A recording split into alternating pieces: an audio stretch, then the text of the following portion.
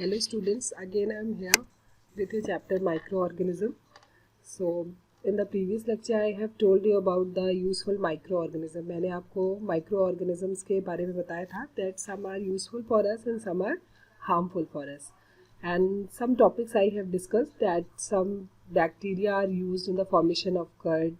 Some microorganisms are present in our intestine which protect our intestine and make us healthy, and they also secrete some enzymes. So in this chapter and in the next heading, this is NCERT book. As you see, ये NCERT book है जो आप comment box में जाकर के इसे download भी कर सकते हैं. NCERT बुक के सारे टॉपिक्स मैं आपको पढ़ा रही हूँ as I'll give you the explanation in the class. So let's start the next topic, the commercial use of microorganism. Okay, commercial use of microorganism and medical use of microorganism. So see, commercial use of microorganism. Microorganisms are used for the large scale production of alcohol, wine and acetic acid, that is vinegar. Means microorganisms are used in the production of the alcohol, wine and acetic acid. It's a use of microorganism. Yeast is used for commercial purpose of alcohol and wine. Commercial means for the large scale of the production. For this purpose, yeast is grown on natural sugar present in grains like barley, wheat, rice, crust, fruit juices, etc. इन सारी चीज़ों के production के लिए east का use किया जाता है, जो कि फर्मेंटेशन के द्वारा इन सारी चीज़ों का फॉर्मेशन करता है with the help of the fermentation like barley, wheat, rice and crust food. Wine and alcohol is also prepared. Now see the next use and next heading, the medical use of microorganism. You are well known about the medical use of microorganisms, that whenever we are infected by some microorganism, we have to take some antibiotics. Why? Because these antibiotics act against the microorganisms. Whenever you fall ill, the doctor may give you some antibiotic tablets, capsules or injections such as of penicillin. You have seen the penicillin commonly in your houses. Same penicillin is there. The source of these medicines is microorganism. तो ये medicines बनते कहाँ से हैं? Microorganism से, ठीक है? These medicines kill or stop the growth of disease causing microorganism. Such medicines are called antibiotics. These source of microorganisms, ये जो microorganisms है इनसे medicines बनाए जाते हैं जो microorganisms के एक्शन को या तो खत्म कर देते हैं या तो कम कर देते हैं, और इन्हें क्या कहते हैं? Antibiotics. What is the meaning of antibiotics? You know that the biotic means the living organisms and anti means opposite, means those who work against the biotic factors are known as antibiotics. कि जो living organism इन microorganism, these are also living organism, के against काम करते हैं, उनके काम को रोकने के लिए या खत्म करने के लिए काम करते हैं, उन्हें एंटीबायोटिक्स कहते हैं. These days, a number of antibiotics are being produced from bacteria and fungi. बहुत सारे जो एंटीबायोटिक्स हैं वो बैक्टीरिया और फंजाई से आजकल बनाए जा रहे हैं. That is streptomycin, tetracycline and erythromycin are some of the antibiotics. ये कुछ एंटीबायोटिक्स हैं जो माइक्रो ऑर्गेनिजम्स की मदद से बनाए जाते हैं and which is very helpful for us, जो हमारे लिए बहुत हेल्पफुल है. किस लिए? हमें डिजीज से बचाने के लिए.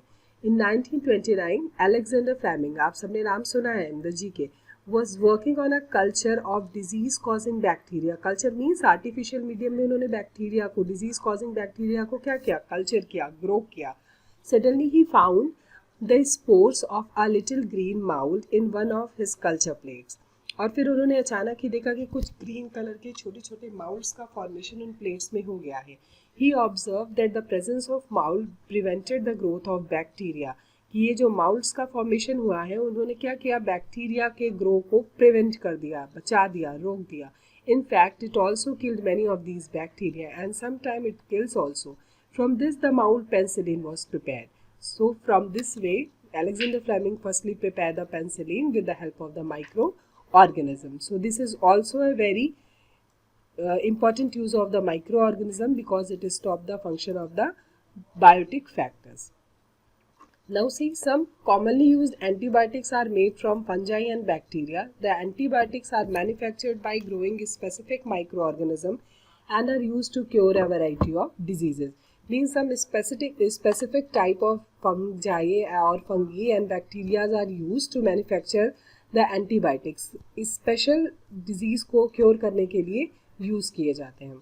Are used to cure the variety of disease, और बहुत सारी बीमारियों को हम इन microorganisms की मदद से cure कर सकते हैं.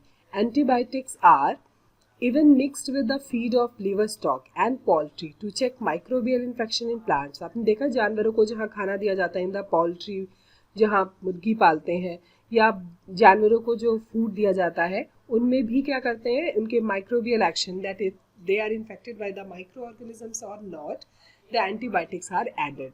दे are also use to control many plant disease. Antibiotics are not only used for the animals and humans, they are also used for the to the cure of the disease of the plants. Why? Because plants are also infected by the microorganism. क्योंकि plants भी living organism है, आपको पता है, और वो भी क्या होते हैं, infected होते हैं because of the microorganism. तो उनकी बीमारियों को cure करने के लिए भी क्या use किया जाता है, antibiotics का use किया जाता है. Okay. Now see, which is given in the box. It is important to remember that antibiotics should be taken only on the advice of a qualified doctor. हाँ, ये बात ध्यान देने योग्य है कि एंटीबायोटिक कभी भी आप अपने मन से ले नहीं सकते हैं. तभी लेना चाहिए जब डॉक्टर ने आपको प्रिस्क्राइब किया हो, आपको बताया हो कि yes you have a infection of the microorganism and you have to take the antibiotics. Also, you must finish the course prescribed by the doctor. You see that microorganisms एक दिन में नहीं जाते हैं, तो उन्हें ख़त्म करने के लिए रेगुलर इंटरवल्स पे मेडिसिन लेना होता है. आपने देखा हुआ ना, sometime when you are infected by the microorganism or by some fungal disease, so doctors prescribed a dose of medicine. आपको 2, 3, 4 दिन का डोज दिया जाता है. ये नहीं आज खाए और ठीक हो गए. Okay, not like a sweet और फूड. तो क्यों? क्योंकि वो उतने दिन में माइक्रोबियल एक्शन स्टॉप होता है. If you take antibiotics when not needed or in wrong doses, it may make the drug less effective when you might need in the future. Also, antibiotics taken unnecessarily may kill the beneficial bacteria in the body.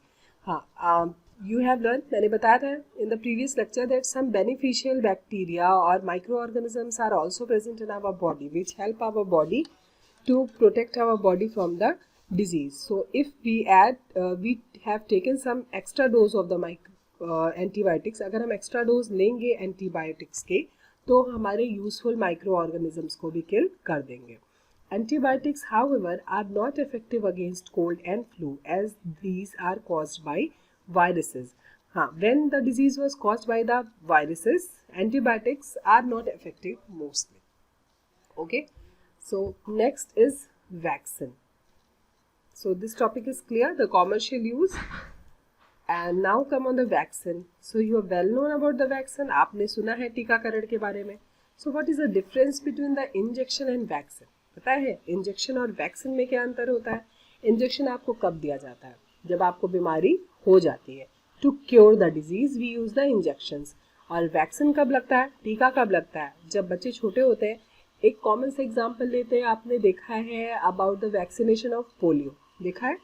You have listened the advertisement of the polio or the vaccination of polio in TV. तो vaccination कब दिया जाता है? छोटे पे बच्चे को. तो क्या उस बच्चे को वो बीमारी होती है? नहीं. When we give the vaccine, it means we have to prevent them from that disease. Disease से बचाने के लिए पहले जब दी जाती है दवा, तो उसे क्या कहते हैं? वैक्सीन कहते हैं.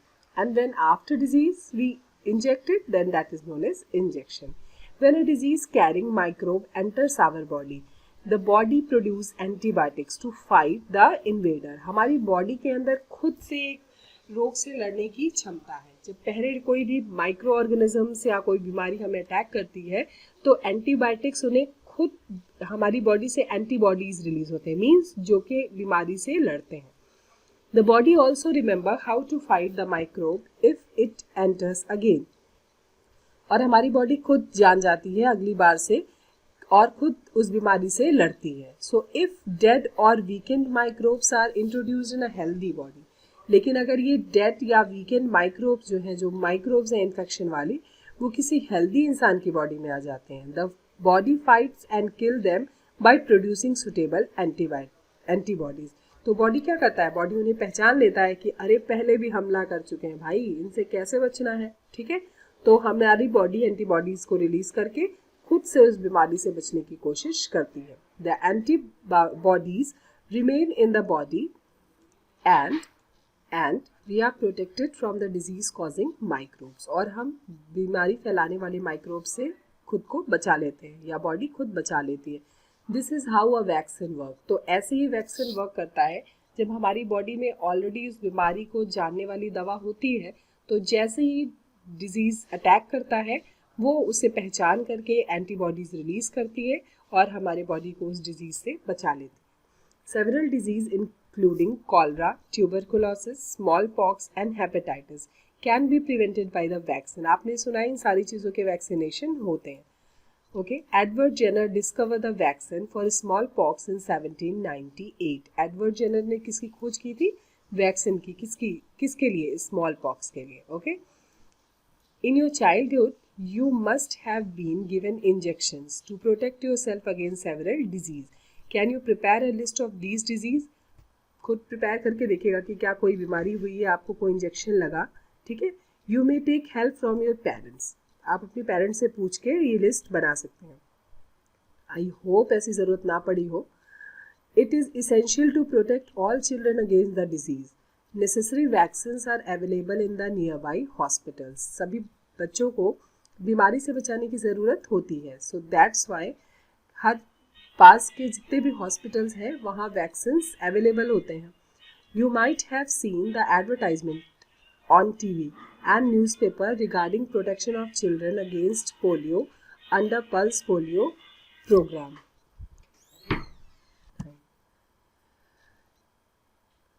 यू माइट हैव सीन, आपने देखा है न्यूज़पेपर और टीवी में हमेशा एडवर्टाइजमेंट होता रहता है पोलियो का। कॉमनली आपने देखा है कि पोलियो पल्स पोलियो प्रोग्राम जो है उसके अंदर लोगों को अवेयर किया जाता है कि वैक्सीनेशन कराएं, बच्चों का वैक्सीनेशन कराएं, जिससे हम उन्हें इतनी भयानक बीमारी से, पोलियो से उन्हें बचा सकेंगे। Polio drops given to children are actually a vaccine. आपने देखा है घर घर दरवाजे पे आते हैं और पोलियो ड्रॉप पिलाते हैं, वो क्या होता है, इट्स एक्चुअली अ वैक्सीन, वो वैक्सीन ही होता है। A worldwide campaign against smallpox has finally led to its eradication from most part of the world. और इस कैंपेन से जो हम लोगों ने पोलियो को भगाने के लिए अभियान चलाया है, मोस्टली हमने पोलियो को ख़त्म कर दिया है, प्रोटेक्ट कर लिया है बच्चों को, जिससे उन्हें इन माइक्रोबियल एक्शन से पोलियो ना हो। These days, vaccines are made on a large scale from microorganisms to protect human and other animals from the several disease. बहुत सारे डिजीज से बचाने के लिए माइक्रो ऑर्गेनिज्म से वैक्सीन्स का फॉर्मेशन किया गया है, जिससे हम बीमारी से उन्हें बचा सकें। Now some more headings of the use of microorganisms are given, that is increasing soil fertility.